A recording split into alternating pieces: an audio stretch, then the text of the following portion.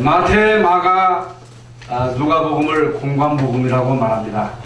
공관복음이라고 하는 것은 서로가 이제 공통점이 있다는 것입니다. 거기에서 요한복음을 포함하면 사복음서, 사복음서에서 말씀하시는 그 말씀의 핵심이 뭐냐? 예수가 그리스도다. 그러면 사실 마태복음 하나만 가져도 우리가 예수 믿고 구원받는 데는 별 지장이 없습니다. 요한복음 하나만 가지고도 예수 믿는 데는 지장이 없는데 왜 예수님에 대해서 이제 마태가 기록하고 마가가 기록하고 누가가 기록하고 요한이 또 예수님에 대해서 기록했느냐? 마태복음은 누구를 상대로 해서 기록한 말씀이냐? 유대인을 상대로 해서 기록한 말씀이 마태복음입니다. 그래서 마태복음에 보면 족보가 나와요. 족보. 왜 족보가 나오느냐? 이스라엘 민족은 족보를 중시 여기거든요. 그래서 예수님은 이스라엘의 이제 중요한 이제 족보 조상이 아브라함입니다. 그 족보 가운데는 이제 다윗이 나오지요.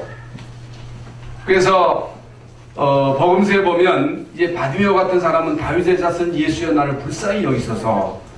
예수님이 누구냐? 이제 다윗의 자손으로 오신 메시아다. 마가복음은 뭐냐? 이방인을 상대로 해서 기록한 말씀이 마가복음입니다. 누가복음은 뭐냐? 예수님은 사람의 몸을 입고 이 땅에 오셨다. 인성을 강조하십니다. 요한복음은 뭐냐? 예수님은 사람의 몸을 입고 이 땅에 오신 하나님이시다. 그는 근본 하나님과 본체라는 거예요. 하나님과 동등하다는 거예요. 이 사도행전은 뭐냐? 이제 사도행전은 예수가 그리스도라고 하는 사실을 믿는 사람들의 증거입니다. 예수님이 이 땅에 그리스도로 오셔서 십자가상에서 우리의 모든 문제 해결하시고 죽은 자 가운데서 부활하시고 부활하신 주님이 40일 동안 하나님의 나라의 일에 대해서 말씀하시고 이제 마지막 승천하시면서 오직 성령이 내게 임하시면 내가 권능받고 예루살렘 온 유대 사마리아 땅끝까지 이르러 내 증인이 되리라고 하시는 이 약속의 말씀을 주시고 이제 승천하시는데 이제 사도행전은 이 언약을 붙잡고 응답받은 사람들이 이 땅에 사는 동안 그리스도를 증거한 그 증거들입니다. 신앙생활 어떻게 하면 잘하느냐? 어떻게 하면 우리가 하나님께 영광을 돌리고 응답받고 귀하게 쓰임을 받을 수 있느냐? 예수가 그리스도라고 하는 사실을 믿으면 됩니다. 하나님이 세상을 이처럼 사랑하사 독생자를 주셨으니 이는 저를 믿는 자마다 멸망치 않고 영생을 얻게 하려 하심이니라. 어떻게 하면 이 땅에서 승리하는 삶을 살아갈 수 있느냐? 정인의 삶을 살아갈 수 있느냐? 하나님의 자녀된 이 분명한 정체성을 가지고 하나님의 자녀의 신분 권세를 누리고 주신 말씀을 언약으로 붙잡고 이제 기도해서 응답받는 대로 가면 된다는 거예요. 응답받는 대로 움직이면 됩니다. 또 우리는 많은 이제 성경 공부를 합니다. 물론 성경 공부를 많이 해야 되겠지요. 우리 한국에도 이제 성경을 공부하기 위한 많은 이제 교재들이 있습니다. 베레 성서나 뭐 크로스웨이나 텐스텝이나 뭐 성경 통독, 성경 많이 읽기 그런 대회도 있습니다. 어떤 사람들은요 성경을 기록하는 사람도 있어요. 성경을 다 써요. 그래서 책으로 이렇게 이제 남겨줍니다. 자녀들에게. 저 서울에 있는 우리 형님도 성경을 66권을 다 썼더라고요. 이게 자녀들에게 유산으로 준다고 그래요. 좋은 일입니다만은 필요한 것입니다만은 이제 하나님이 성경을 통해서 우리에게 무엇을 말씀하시는가? 하나님께서 성경을 우리에게 주신 목적이 뭐냐? 구약 성경 또는 신약 성경 도합 66권을 통해서 하나님이 우리에게 무엇을 말씀하시는가? 그것을 놓치면 안 돼요. 그러면 성경을 우리에게 주신 목적은 예수가 그리스도 되심을 알고 믿고 구원받도록 하는데 그 목적이 있습니다. 구원이 목적이에요. 그래서 이제 강단에서 이제 목사가 설교를 잘해야 되겠죠. 은혜를 끼쳐야 되겠죠. 감동적인 설교를 해야 되겠습니다만은 이제 목사는 메신저예요. 말씀을 심부름하는 자예요. 그래서 성경 66권이 다 중요하지만은 이제 오늘 사도행전 1장 1절부터 12절까지의 말씀은 성경 66권 가운데 제일 중요한 말씀이요. 이제 말씀의 핵심이에요, 핵심. 그래서 이제 오늘 본문 말씀 속에 들어있는 예수님의 명령과 약속이 뭐냐? 어떻게 초대교회가 그렇게 참 무서운 핍박의 시대에 승리할 수 있었느냐? 어떻게 전도 선교에 쓰임받을 수 있었느냐? 이 약속을 붙잡고 응답받은 거예요. 성령 충만 받은 거예요. 예수가 그리스도 되심을 진짜 믿었고 하나님 나라의 이 비밀을 누렸고 성령 충만을 진짜 받은 거예요. 이건 뭘 말합니까? 예수가 그리스도 되심을 진짜 믿으면 구원 받습니다. 하나님 자녀 됩니다. 하나님의 나라가 임하면 하나님이 모든 것을 다 주관하십니다. 다 책임지십니다. 아무리 우리가 연약하고 여러분에게 문제가 많고 이런저런 일들이 일어나도 실제로 성령 충만 받으면 우리의 무능도 상관없고 우리의 연약도 상관없고 환경도 상관없고 배경도 상관없습니다. 그래서 이제 오늘 본문 말씀을 통해서 이제 우리는 무엇을 깨달아야 되느냐? 아무것도 염려하지 말고 아무것도 두려워하지 말고 예수가 그리스도 되심을 이제 알고 믿었으니 구원받았으니 이제는 옛 것을 버려라 그 말이에요. 옛날 것을 버려라. 옛날 우리가 가지고 있었던 모든 것들을 버려라. 사실 이제 초대교회에 모인 이제 120명 그 숫자는 소수잖아요.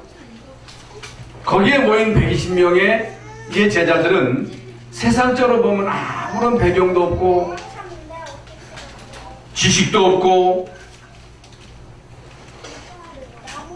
능력도 없고 가진 것도 없고 인간적인 눈으로 볼 때는 인간적인 기준으로 볼 때는 이들 가지고는 세계복음을 할 수가 없습니다. 여러분 예수님이 헤롯 성전에 모인 그 훌륭한 사람들 능력 있는 사람들 똑똑한 사람들 이들을 변화시켜서 그들에게 말씀을 주신 게 아니라 아무 힘없는 갈릴리 사람들 여러분 갈릴리 사람들이거든요. 이런 사람들에게 두려움에 떨고 있는 자들에게 언제 구속될지 모르는 그런 두려움 속에 떨고 있는 자들이잖아요.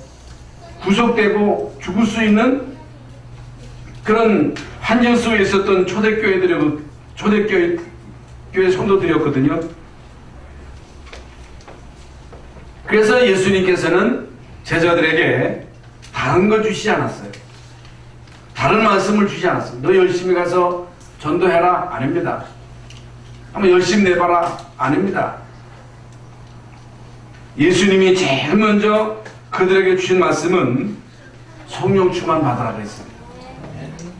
성령 충만 받으면 권능 받고 권능 받으면 증인 될 것이다. 왜 예수님이 제자들에게 성령 충만 받으라고 말씀하셨습니까? 이미 말씀드린 대로 제자들은 능력이 없습니다. 지식도 없습니다. 배경도 없습니다. 그들 능력 가지고는 사실상 아무것도 못합니다. 할 수 없어요. 여러분 베드로의 그 용기 가지고 뭐가 되겠습니까? 여러분, 여자의 앞에서 예수님을 모른다고 3번이나 부인하고 저주하던 그 베드로가 어떻게 여러분 세계복음 할 수 있습니까? 그 용기 가지고는 안 된다는 거예요.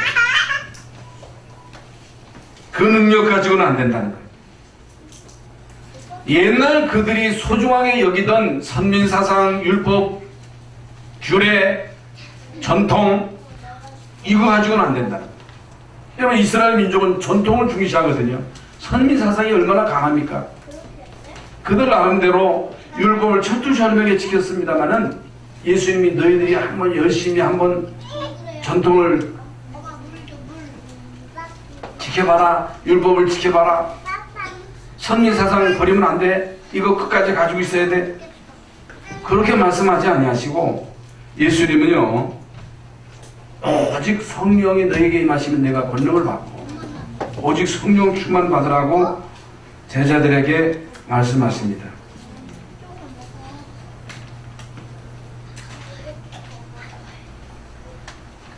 여러분,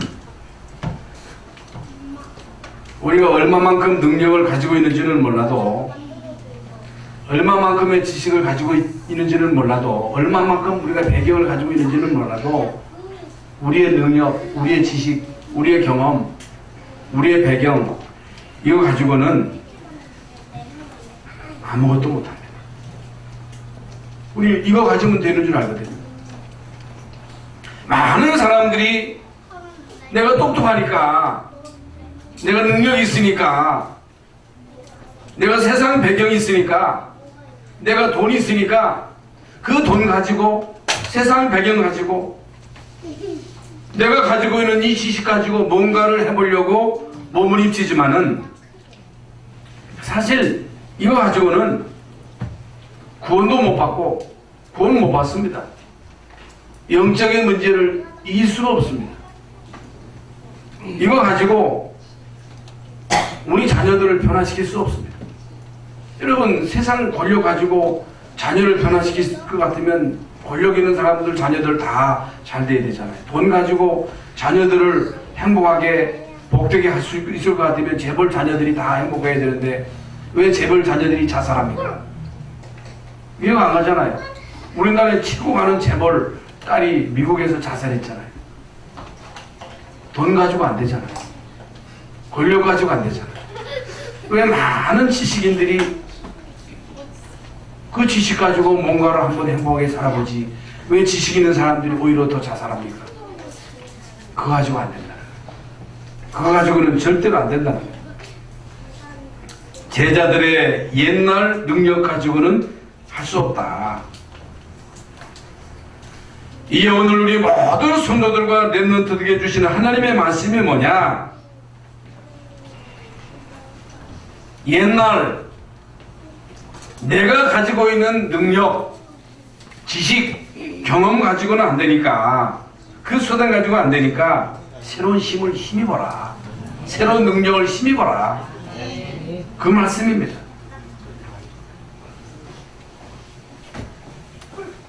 이스라엘 민족의 특징이 뭐냐? 이스라엘 민족의 특징은요, 이 사람들은요, 토라. 이 토라라고 하는 거요, 삶에 있어서요, 어마어마한 지혜를 줍니다. 토라가요, 책 한 권으로 남아있는 게 아닙니다. 수십 권의 그 책이 있습니다. 거기에는요, 이 세상 살아가는 데 있어서의 많은 지혜가 있어요.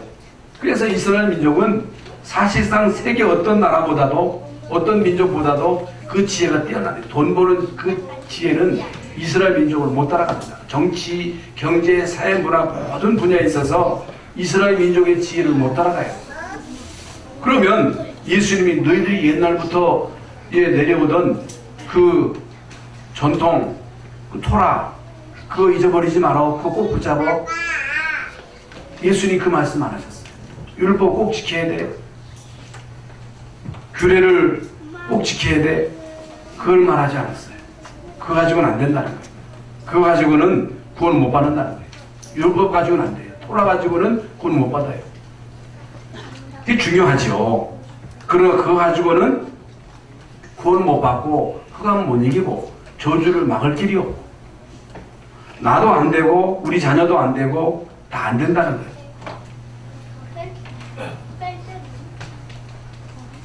그러므로 이 옛날 것을 버려라. 벗어버려라.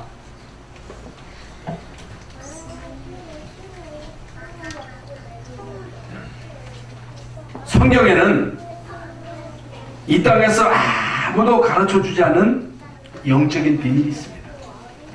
성경에만.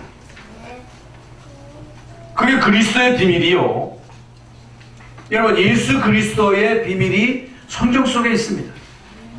성경 속에는 영적인 비밀, 사탄의 존재, 사탄의 그 활동, 사탄의 음모가 성경에만 있습니다.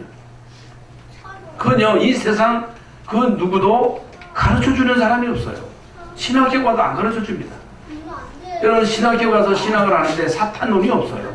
사탄은 안 가르쳐줘요. 그런데 성경에는요, 분명 이 사탄의 존재를 분명히 밝히고 있습니다. 신학대학을 나와도 몰라요. 저도 몰랐어요. 그런데 실제로 결혼하고 가정생활하고 목회하니까 부닥치는 문제가 영적인 문제예요. 그러니까 여러분, 혼자 살 때도 물론 힘듭니다만은 남녀가 만나서 한 가정을 이룸으로 인해서 양쪽 가문에서 내려오는 그 영적인 문제가 합치면요, 그 무섭습니다. 근데 사람들은요, 이 부분에 대해서 잘 몰라요. 그냥 결혼해서 자식 낳아서 열심히 살면, 잘해주면, 성실하게 살면, 돈 벌어다 주면 그거 가지고 될 줄 알지만은 그게 그렇지 않습니다. 안 그렇더라고. 여러분은 안 그런지는 몰라도 안 그렇더라니까. 계속 사탄의 세력이 우리 가정을 공격하는데, 자녀를 공격하는데 감당할 길이 없는 거예요. 목사라고 겁냅니까? 목사라고 사단이 겁냅니까? 모태신앙이라고 사단이 겁냅니까? 신학했다고 해서 목사가 사단이 겁냅니까? 몰라. 저도 몰랐어요. 그러니까 당하는 거예요. 계속 당하는 거예요. 당하는데도 하나님이 나를 친다고 생각하는 거예요. 여러분, 뭘 알아야 되느냐? 그리스도를 알아야 돼요. 누구를 믿어야 되느냐? 예수님이 그리스도 되심을 믿어야 돼요. 뭘 깨달아야 되느냐? 사탄의 존재를 알아야 돼요. 뭘 깨달아야 되느냐? 여러분, 가문 대대로 내려온 영적인 그 대물림을 봐야 됩니다. 자녀들에게 그대로 갑니다. 그대로 가는데도 많은 부모들이 그 뭣도 모르는 거예요. 제사가 뭔지도 모르는 거예요. 우상 숭배가 뭔지도 모르는 거예요. 무당, 귀신 들린 사람이거든요. 우상 숭배할 때, 제사 지낼 때 조상이 오는 게 아니라 귀신이 오는 거예요. 귀신이 와가지고 결국에는 실컷 제사 받고 자녀를 철두철미하게 멸망시키는 것이 이게 귀신이거든요. 귀신은 도적입니다. 도적. 도적이 왜 와요? 요한복음 10장 10절에 도적이 온 것은 도적질하고 죽이고 멸망시키고. 그래서 여러분 주위에 무당, 점술, 멱술인 한 사람도 빠짐없이 인생 끝에 가면 다 망해요. 자신만 망하는 게 아니라 자손도 100% 망합니다. 한번 조사해보세요. 무당 자녀들은 100% 영적인 문제가 옵니다. 가정 다 깨집니다. 그러니까 귀신이 들어오면요, 가정생활을 못하게 하는 거예요. 부부생활을 못하게 하는 거예요. 이게 무당들이 다 떨어져 살잖아요. 이게 자기만 고통당하는 게 아니라 자녀들에게 영적인 유산이 그대로 전달되는 거예요. 여러분, 우상 숭배자, 종교인, 여러분 그 중들 가운데도 결혼하는 중이 있잖아요. 자녀들요 비참합니다. 비참해요. 본인들도 엄청 휘달립니다. 여러분, 이 땅에 많은 정치인, 경제인, 지육인, 연예인, 하나님 못만 하면 100% 12가지의 문제 속에서 결국에는 개인과 가정과 자녀들에게 심각한 영적인 문제가 옵니다. 몰라서 그렇지, 안 밝혀서 그렇지, 정치인들, 경제인들, 체육인들, 연예인들 그 가정에 파고 들어가 보면 자녀들의 영적인 문제는 심각합니다. 다 돌아있어요. 그러니까 하나님 모르면 인간이 육체가 되는 거예요. 하나님 모르면 인간은 영은 있는데 영이 죽어버렸기 때문에 인간은 끊임없이 육을 추구하는 거예요. 육. 그러니까 육신의 욕구가 뭐예요? 성욕 아니겠어요? 물질 욕구 아니겠어요? 성공 욕구 아니겠어요? 끊임없이 욕구를 따라가다 보니까 동성애에 빠지고 짐승하고 교제하고 그게 수금 아니에요? 그래서 우리나라가 지금 동성애를 합법화하자 말도 안 되는 소리를 하고 있는 거예요. 여러분 여기에 동의하십니까? 이건 막아야 돼요. 어떻게 이런 일이 있을 수 있어요? 그게 왜 그래요? 하나님 모르면 인간의 조상이 원숭이면 본능 따라 살아가야 돼요. 그래서 하나님 모르면 여기에 빠질 수밖에 없는 거예요. 공산주의가 뭐예요? 유물론이에요. 신이 없다는 거예요. 하나님 없다는 거예요. 그래서 교회 다 없앴어요. 소련에서 70년 만에 공산주의는 철두철미하게 망했어요. 여러분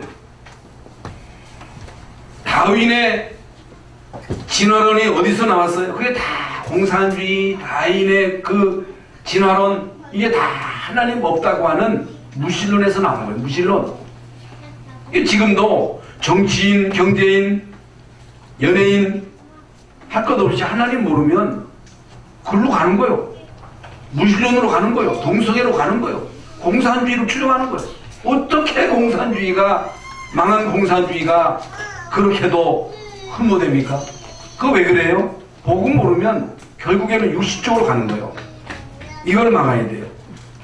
여러분 어떤 일이 있어도 이건 막아야 됩니다. 그래서 시간이 가면 갈수록 하나님의 말씀이 맞는 것이 오직 예수예요. 오직 하나님의 나라예요. 오직 성령 충만입니다. 여러분이 교회 와서 많은 일을 해야 되겠습니다. 많은 일을 하는 것이 중요한 게 아니라 힘을 얻어야 돼. 힘. 그래서 제자들을 모아놓고 그들의 과거도 묻지 아니하시고 예수님은요 오직 성령 충만 받으라 그랬어요. 그럼 어떻게 하면 성령 충만 받아요? 어떻게 하면 우리가 성령 충만 받느냐는 거예요. 이유 여하를 막론하고 여러분의 교회 와서 힘을 얻어야 돼요. 은혜 받아야 돼요. 사단은요 은혜 못 받게 하는 거예요. 만약에 여러분이 교회 와서 은혜를 못 받으면, 셈을 얻지 못하면 불신자 못 따라갑니다. 못 따라가요. 여러분 오늘 불신자들 물론 놀러가는 사람도 있으면 아이들이요 지금 고3 아이들은 열심히 가서 공부를 해야 돼요. 공부할 시간이요.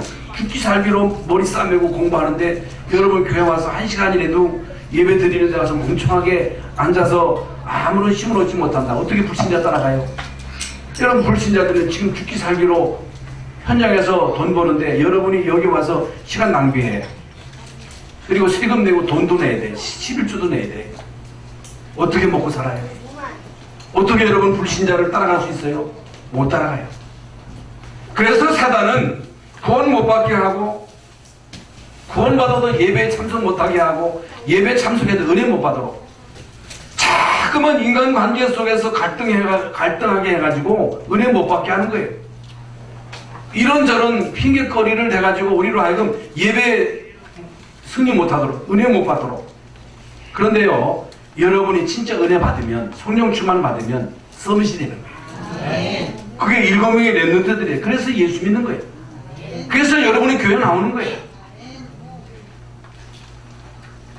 이런 불신자들은 죽기 살기로 돈 벌고, 죽기 살기로 공부하고, 죽기 살기로 노력해서 결국에는 정상으로 가는데 비참하게 망하잖아요. 정치에서 망하고 경제에서 망하고. 그게 망했다고 하는 거이 사업이 망한 것도 망한 겁니다만 아무리 여러분 돈 많이 벌었어도 자녀들이 다 망가지면 그게 무슨 성공입니까? 성공 아니지요. 그래서 새것 다 5가지의 캠프를 하라. 여러분 지금부터요 평생 동안 5가지의 캠프를 하셔야 됩니다. 그러려면 우리가 다 이미 알고 있는 말씀입니다만 사도행전 1장 1절 3절 8절 말씀은 너무너무 중요한 거예요. 이건 영원한 언약이에요. 이 언약을 붙잡고 인생 캠프를 하라는 거예요. 인생 캠프. 어떻게 전도하면 전도할 수 있느냐? 어떻게 전도하려고 여러분이 하려 하지 말고 내 인생 캠프를 하셔야 돼요. 여러분에게 그리스도의 빛이 있어요. 그게 인생 캠프예요.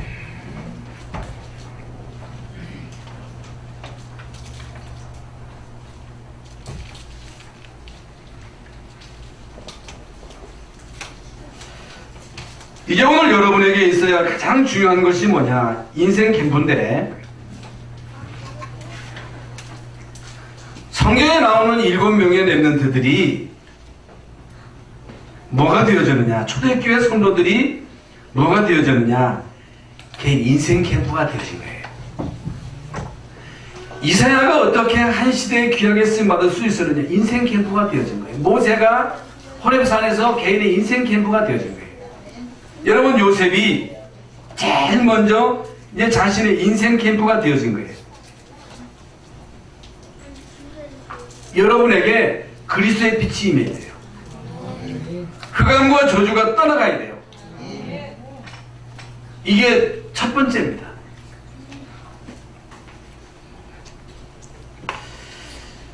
일곱 명의 렘넌트들의 예로 충분합니다만은 여러분 음악계의 거장 베토벤은요, 베토벤 아시죠? 가난한 가정에서 태어났어요. 아버지는 알코올 중독자입니다. 엄마는 17살에 엄마가 세상을 떠났어요. 그래서 11살에 악단에 들어갑니다. 악단에 들어가서 거기서 신부름을 합니다. 그러니요, 하나님 못 만났으니 인생의 허전함과 허무함과 외로움으로 인해서 우울증이 올 수밖에 없었어요. 자살하려고 했었어요. 근데 이 베토벤이요, 예수님을 만난 거예요. 하나님의 자녀가 된 거예요. 여러분, 하나님의 자녀가 되고 난 다음에 이 사람은요, 달라졌어요. 이 사람이 하나님의 자녀가 돼가지고 대표적인 작품을 남겼는데 심포니 9이에요. 오늘 예배 시간에 불렀던 찬송가 64장이 베토벤이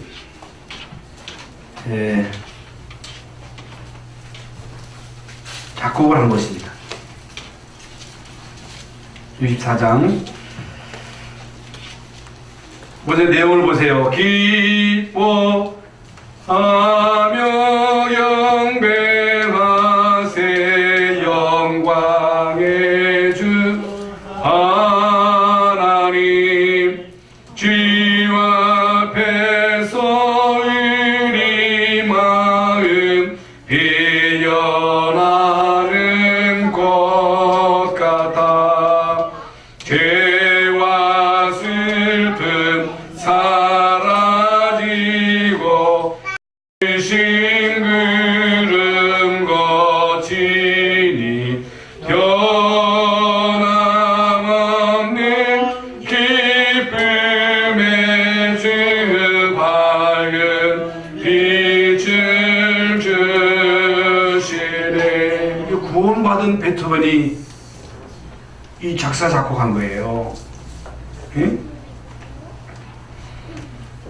새벽별의 노래 따라 힘찬 찬송 부르니 주의 사랑 주리 되어 한맘 되게 하시네. 노래하며 행진하여 싸움에서 이기고 승전가를 높이 불러 주께 영광 돌리세. 우리는 뜻을 생각하지 않고 그냥 막 부르잖아요. 뜻을 생각해 보세요. 뜻을. 예? 그냥 여러분이 찬송가가 만들어진 게 아닙니다. 은혜 받은 사람들이 찬송가를 만든 거예요. 베토벤이. 인생 캠프가 뭐냐? 구원 못 받으면 우울하게 살아야 돼요. 짜증내며 살아야 돼요. 불평과 불만 속에 살아야 돼요. 구원 못 받으면 아무리 이 땅에 성공해도 결국에는 멸망받을 수밖에 없는 거예요. 그런데 예수 그리스도로 구원받고 하나님 자녀 되고 하나님의 자녀된 우리 속에 그리스도의 빛이 맺고 생명이 맺고 하나님의 말씀이 우리 속에 임함으로 우리는 말씀을 따라가는, 말씀을 손실시키는 증인하는 거예요. 증인. 현대 미술의 가장 많은 이제 성화를 그린 미술인들이 있습니다만은 미켈란젤로 이런 사람들이 있습니다만은 렘블란트, 이 사람은요 부모를 잘 만났어요. 20대에 이미 히트작으로 많은 그림을 그려가지고 재벌이 된 거예요. 재벌. 그래서 결혼해가지고 자녀 넷을 낳은 거예요. 행복하게 살다가 어느 날 문제가 오고요. 자녀 셋이 죽고 아내도 30살에 죽고 또 남은 한 아들은 27살에 또 죽고 자기 혼자만 남은 거예요. 여러분 가정에서 자녀들이 죽고 아내가 죽고 이렇게 이제 가정에 문제가 왔을 때는 이미 그 가정에 흑암이 덮쳤다고 하는 증거거든요. 그러니 얼마나 낙심을 했고 실망을 했고 우울증 하도 고통을 당하다가 자살하려고 하다가 친구의 권유로 이 사람도 교회 가서 복음을 받은 거예요. 구원을 받은 거예요. 하나님의 자녀가 된 거예요. 인생 캠프가 되어진 거예요. 여러분 우리가 이 교회 와서 예수 그리스도를 영접하고 하나님의 자녀가 되었다고 하는 것은 이건 엄청난 거예요. 여러분의 자녀들이 교회 와서 예수 그리스도를 믿고 구원받고 그 속에 예수 그리스도의 빛이 맺다고 하는 것은 엄청난 거거든요. 이게 인생 캠프거든요.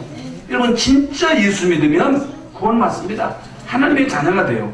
그래서 이 엠블란드가 그림을 그리는데 여러분 유명한 그림들이 얼마나 많습니까? 응? 당자의 귀향 그림이 있습니다.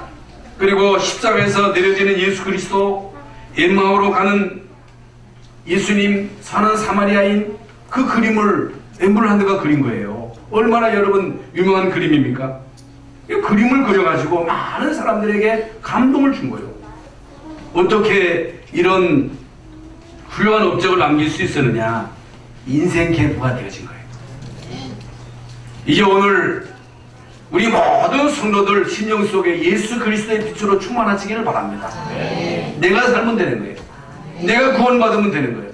여러분이 행복하면 되는 거예요. 여러분이 진짜 이 축복을 누리면 이 축복이 전달되는 거예요. 누가 뭐래도 여러분이 기분 나쁘고 짜증나고 화딱지나고 살맛이 안 나고 뭘 해보세요. 여러분 주변에 있는 사람들이 다 그 피해를 입는 거예요. 피해를 입을 수밖에 없는 거예요. 이제 가정에 엄마 아빠가 치매로 막 시달려 보세요.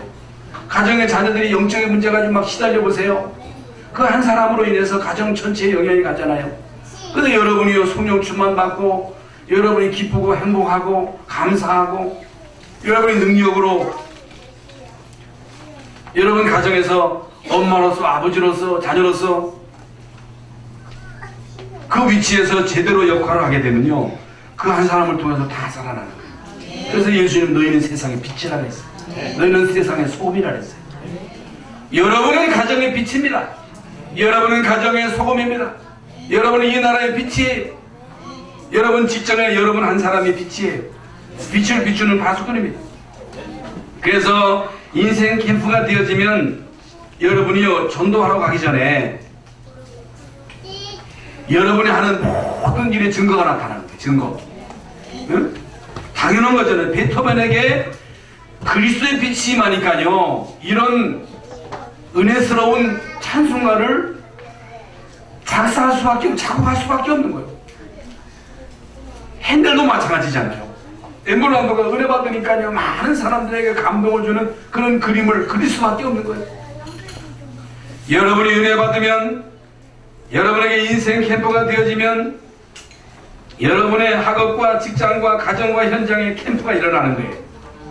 빛이니까 일어나라 빛을 발하라. 이는 여호와의 빛이 이르렀고 여호와의 영광이 대우에 임하였음이니라. 여러분 창세기 1장 3절에 빛을 비추는 것이 창세기 1장에 나오잖아요. 요한복음 1장에 그리스도께서 빛으로 오셨다 그랬어요. 너희는 왕같은 제사장 거룩한 나라 그의 소유된 백성으로 그의 귀한 빛에 들어가게 하신 자의 아름다운 덕을 선전하도록 빛을 비추도록 하나님이 여러분을 부르셨다. 여러분 세 번째 캠프가 뭐예요? 교회 캠프. 교회 캠프. 그래서 여러분 교회 와서 다른 것 절대 보지 말고 사람도 보지 말고 사람 보지 마세요. 사람 의식하지 마세요. 사람 의식 안 할 수 없습니다만은 여러분 교회 오면 되도록이면 앞에 앉아가지고 주님 딱 바라봐야지. 뒤에 아직 누가 왔나? 아이고 오늘 여기 조금 왔어. 아이고 누가 안 왔구나. 이렇게 신경 쓰지 말고 제일 앞에 앉아가지고 주님만을 바라보세요. 말씀만 은혜 받으세요. 은혜. 이게 중요해요. 이게 교회 캠프예요. 이게 최고의 응답이에요. 사실 이 응답이 답니다. 그래서 여러분이 은혜 받고 힘을 얻고 말씀을 붙잡고 기도하는 거예요. 하나님 나에게 전도할 수 있는 문을 열어주옵소서. 하나님 나에게 말씀을 주시고 그 말씀이 나의 삶 속에 성취되게 하여 주옵소서. 그 말씀을 붙잡고 그 말씀이 여러분 삶 속에 성취되도록 기도하는 거, 기도. 그게 교회 캠프예요. 이 세 가지 은혜를 받은 사람들이 성령의 인도를 받으면 이제는 뭐가 보이느냐? 황금 오장이 보이는 거예요. 황금 오장이. 그러면 일부러 전도하러 가는 것이 전도 캠프요. 그래서 우리 중직자들이 현장에서 가정에서 혹은 직장에서 할 일이 뭐예요? 말씀 운동을 펴는 거예요. 말씀 운동. 그리스도 운동. 쉽게 말하면 무당들은요 곳곳에다가 다 차려놓고 깃발 꽂고서 사람 오라고 그러잖아요. 귀신 받으러 오라, 힘 받으러 오라. 여러분 이제 그리스도의 깃발을 꽂고 내가 답 줄 테니까 시달린 사람 오라, 영적인 문제 있는 사람 오라. 여러분이 깃발을 꽂고 있으면요 그 깃발을 보고 오게 돼 있다 그 말이에요. 응? 그래서 이 응답과 축복을 받으면 아무도 여러분을 돕지 않아도 살아남을 수 있습니다. 사실 우리의 도움은 없어요. 여러분을 도울 자가 없어요. 부모가 여러분을 도웠다고 생각하시면 안 돼요. 이 세상에 나를 도울 자가 없다. 나를 진짜 도울 분은 하나님밖에 없어요. 그러면서 세 번째로는 모든 개인에게 주시는 말씀인데 지금 말씀드렸는데 어디를 가든지 혼자 살아남아야 돼요. 혼자. 애들이 혼자 있으면 심심하다 그래요. 혼자 있으면 외롭다 그래요. 큰일 납니다. 혼자 있을 때 심심하다 아니면 뭘 해야 돼요? 게임을 해야 돼요. 심심하니까 도박을 하든지 뭘 하든지 해야 돼요. 그래서 문제가 오는 거예요. 그래서 24시 하나님 함께 하시는 임마누엘 축복을 누려라. 성령 충만의 힘을 힘입어라. 그 힘 가지고 공부해라. 그 힘 가지고 불신자 살려라. 이거 모르면요 불신자를 절대로 못 도웁니다. 하나님 주시는 힘을 힘입지 못하면 여러분이요 불신자들 속에 들어가서 그들을 살리기는 뭐 살립니까? 눈치나 봐야지요. 예수 믿는 사람이나 안 믿는 사람이나 똑같은 조건 속에 살아가요. 똑같은 조건 속에 공부하고 똑같은 조건 속에 직장생활하고 똑같은 조건 속에서 사업을 합니다. 똑같은 조건 속에서 그들과 같이 살아가는 데 있어서 그들을 능가하려면 힘이 있어야 돼요. 성령 충만한 능력을 힘입어야 돼요. 그거 아니면요 절대로 안 돼요. 살릴 수 없어요. 어떤 분으로는요 그들보다 조건이 우리가 훨씬 안 좋아요. 그들은 수단 방법을 막 쓰거든요. 그들은요 성공을 위해서 수단 방법을 다 써요. 악랄한 방법을 다 써요. 근데 우리는 신앙 양심상 못하잖아요. 신앙 양심상 못하거든요. 그러니까 예수 믿는 사람이 뒤처지는 거예요. 똑같은 사업이 나왔어. 똑같은 나가는데 불신자는 그거 하나 따내기 위해서 막 로비하고 뇌물 쓰고 막 한단 말이죠. 물론 예수 믿는 사람 가운데도 그거 하지만은 우리 그거 할 수 없잖아요. 그러면 다 뺏기는 거야 다. 그런데 성령이 역사하면 하나님의 천사가 동원되면 이상한 일이 벌어지는 거예요. 이상한 일들이 벌어지는 거예요. 시간 들여 예배하고 물질 들여 헌금했는데 하나님은요 숨은 경제를 우리에게 터뜨리시는 거예요. 그건 아무도 모르고 경험한 사람만 아는 거예요. 여러분 평생 동안 직장생활 해가지고 집 못 사요. 그런데 하나님이 허락하시면 집 살 수 있는 거예요. 하나님이 축복하셔야 되는 거예요. 그래서 여러분이 교회 와서 힘을 얻어야 되는데 교회 와서 힘 얻지 못하고 시험 들었다. 이중선 주고 이건 손해돼요. 시험 들면 안 돼요. 사람 쳐다보고 흔들리면 안 돼요. 내가 손해요.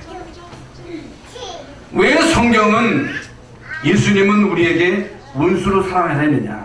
나를 위해서예요. 나를 위해서. 그 사람을 위해서가 나를 위해서예요. 미화가 있으면요 사단에게 속습니다. 그래서 결론적으로 여러분 인생 캠프로 인생의 결론을 내세요. 작은 것입니다마는 작은 것의 최선, 최고, 최대 것으로 만들어라.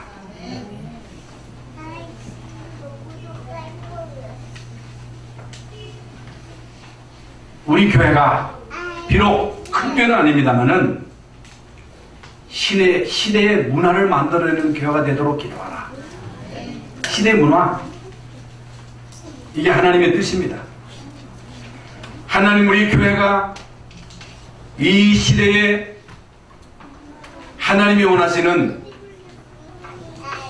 시대의 문화를 만들어내는 교회가 되게 하시고 한국교회를 돕는 교회가 되게 하옵소서. 이 언약 잡고 한 주간 동안 승리하시기를 바랍니다. 하나님 감사합니다. 오늘도 저희들을 귀하고 복된 자리에 오게 하시고 말씀 주심을 감사합니다. 이 말씀 붙잡고 한 주간 동안 현장에서 응답하고 승리하는 모든 성도들 되게 하여 주옵소서. 예수 그리스도 이름으로 기도하옵나이다. 아멘.